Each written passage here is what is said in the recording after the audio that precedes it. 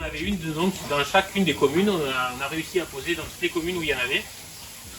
Donc voilà, c'est un projet en fait qui nous tient à cœur et qu'on va certainement continuer dans le futur, toujours avec ce partenariat entre l'association et le lycée Monerville. On va même le décliner, on ne va pas se cantonner à faire des bornes et à faire des commémorations ou des inaugurations.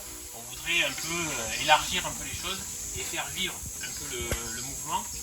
Alors, sous quelle forme ? Donc du coup on a pu identifier la calligraphie de ces bornes et on a dit ben voilà, maintenant on va vraiment fabriquer quelque chose qui va ressembler à l'origine et on va refabriquer, recréer cette fameuse route mondiale sans frontières.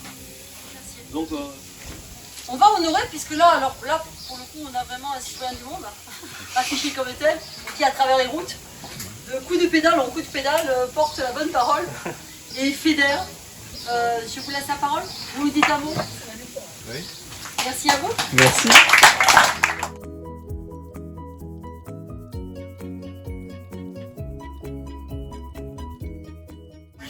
À Cahors, et j'allais le voir souvent, et bien sûr de Rodez pour venir, on est obligé de passer par Saint-Cyr-la-Popie, et j'allais faire des photos chaque fois à la borne qui avait un mot de Saint-Cyr-la-Popie où il y avait marqué New York, New Delhi et tout, ça me fait rêver, était en vélo, et puis un jour je viens, il n'y avait plus la borne. Waouh!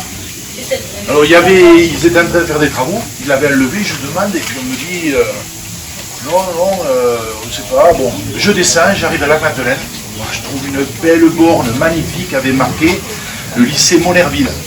Et là, je fais des recherches. Et je suis tombé sur, bien sûr, tout ce qui se cachait derrière ces bornes. Et pas l'accompagner, puis au dernier moment, ça s'est coupé. Je me suis embarqué dans une aventure folle, un voyage de 7300 km en 50 jours, où j'ai traversé tout le Maroc, l'Andalousie, le Portugal, et je suis revenu par le chemin de Saint-Jacques. Et j'avais des petites bornes que vous avez peut-être pu voir des fois des moments.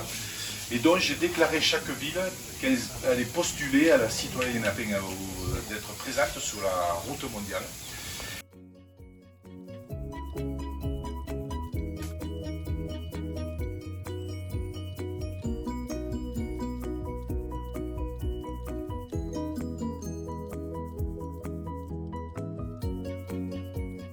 Donc j'arrive à rentrer en contact avec lui. Je suis resté 3 jours avec lui. Ça a été merveilleux, surtout que dans la course, il y a un compétiteur qui s'est perdu dans le désert. On est allé le chercher avec les Touaregs.